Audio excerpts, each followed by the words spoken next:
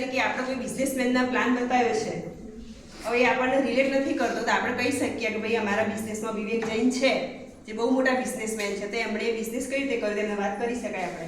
તો શું એ માણસ એ વિવેક જૈનને રિલેટ કરી શકે. એટલે આપણને ખબર હોવી જોઈએ કે આપણી સીઈપીમાં કયા લોકો છે, કયા પ્રોફેશનના છે, એ સાંભળવાથી જ ખબર પડશે. અને બીજી એક છે વેસ્ટીજની યુટ્યુબ ચેનલ છે, વેસ્ટીજ માર્કેટિંગ પ્રાઇવેટ લિમિટેડ, એને સાંભળવાની છે. એ સબસ્ક્રાઇબ કરી લેવાની જેણે ના કરી હોય, અને એ સાંભળવાની છે. હમણાં આપણે બહાર બેઠા હતા જમતા ત્યારે વાત થઈ કે યુટ્યુબ પર વેસ્ટીજના નેગેટિવ વિડીયો પણ જોવા મળે છે, તો આપણે એ નહીં સાંભળવાના. આપણે ખાલી યુટ્યુબ ખોલીએ ને તો એક જ વસ્તુ ખોલવાની, વેસ્ટીજ માર્કેટિંગ પ્રાઇવેટ લિમિટેડ, બીજું કોઈ ઓપન કરવાનું નહીં વેસ્ટીજનું. એના પર તમને ઘણી બધી વુમન એમ્પાવરમેન્ટના પ્રોગ્રામ છે, યુથ એમ્પાવરમેન્ટના પ્રોગ્રામ છે, પછી દરેક પ્રોડક્ટના વિડીયો છે. એમાં તમે કઈ ફેકલ્ટીમાં તમારે કામ કરવું છે એ દરેક પ્રોડક્ટના ડેમો છે, એટલે તમારે એ જોવાનું, એનાથી આપણું નોલેજ વધશે. બરાબર. એટલે સીઈપી સાંભળવાની અને વેસ્ટીજની આ ચેનલ સાંભળવાની.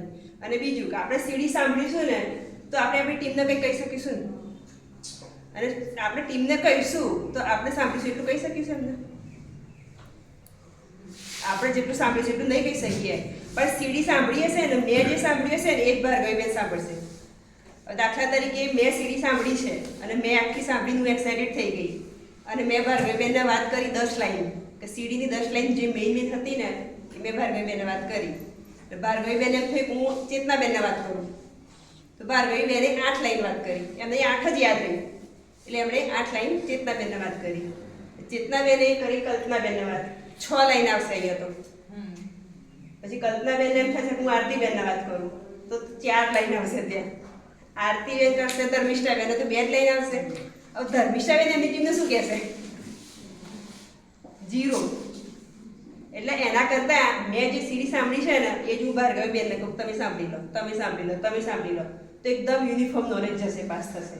બરાબર. એટલે સીડી સાંભળવી જરૂરી છે, કારણ કે આપણે જેટલું શીખ્યા છીએ ને એટલું આપણી ટીમને નહીં શીખવાડી શકીએ આપણે. એટલે એના કરતાં સીડી જે છે ને એ એનું કામ કરશે. અને આ બધી સીડી સાંભળીશું ને એ તમે રેગ્યુલર ખાવશો ને તો તમને ખબર પડશે કે તમારામાં કેટલો ચેન્જ આવ્યો છે. આજ સુધી બધી સીડી બહુ સાંભળી, મેં તો લતા મંગેશકરના ગીતો બહુ સાંભળ્યા. ઘણા બધા લોકો શોખ હશે સીડી સાંભળવાનો, ગીતો સાંભળવાનો, એનાથી શું ફાયદો થયો કહો મને?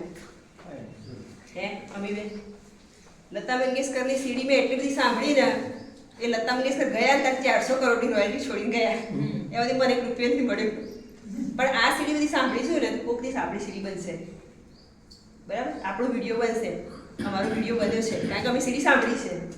તો અહીં બેઠેલા દરેક વ્યક્તિનું એ સીડી સાંભળશે ને તો પોતાની સીડી બની શકશે. બરાબર. મને એક વાત હું બહુ કહું છું, દરેકને ઘણી વખત કીધેલી છે, આજે ફરીથી કહી દઉં શંકર ભગવાનની સ્ટોરી. બરાબર.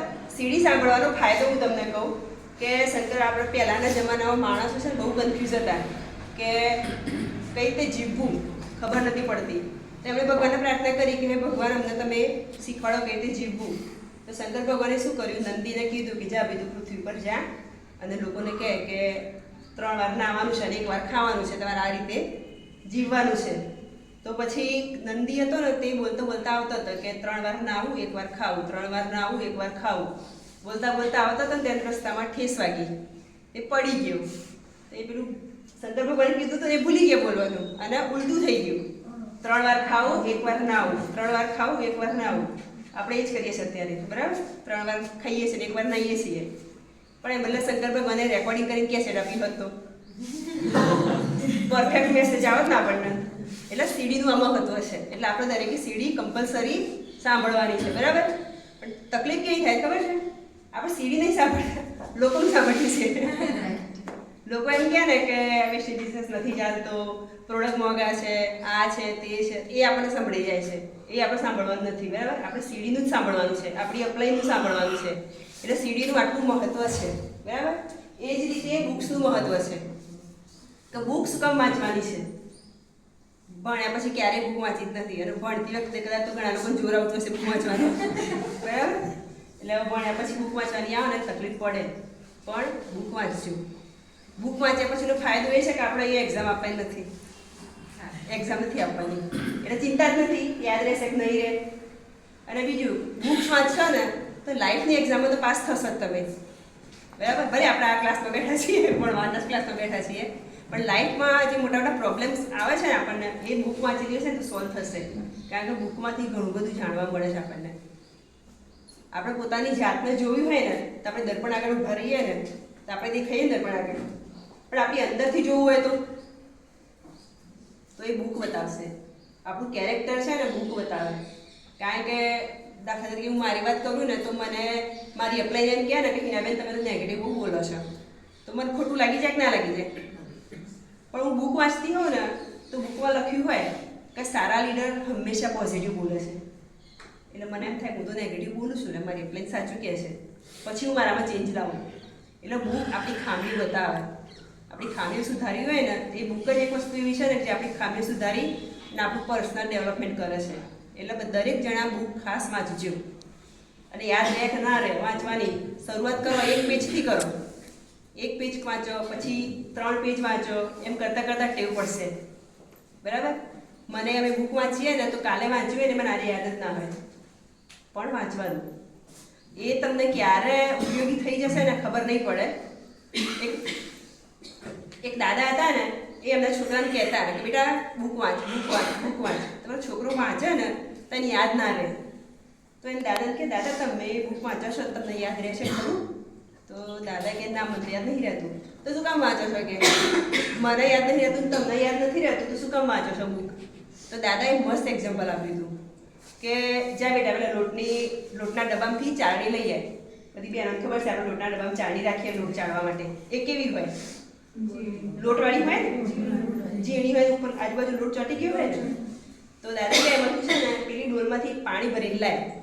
હવે ચાળણી પાણી આવે તો છોકરો ત્યાં ગયો, ડોલમાંથી ચાળણી ભરી અહીંયા આવ્યો, કશું ના આવ્યું હાથમાં. દાદા કે ફરીથી જા.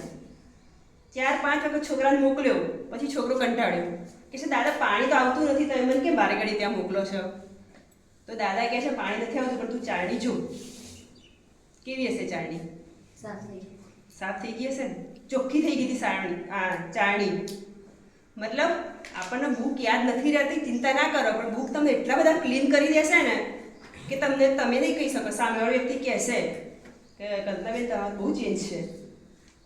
એટલે બુક વાંચવી બહુ જરૂરી છે. એટલે બુક હંમેશા વાંચતા રહો. પછી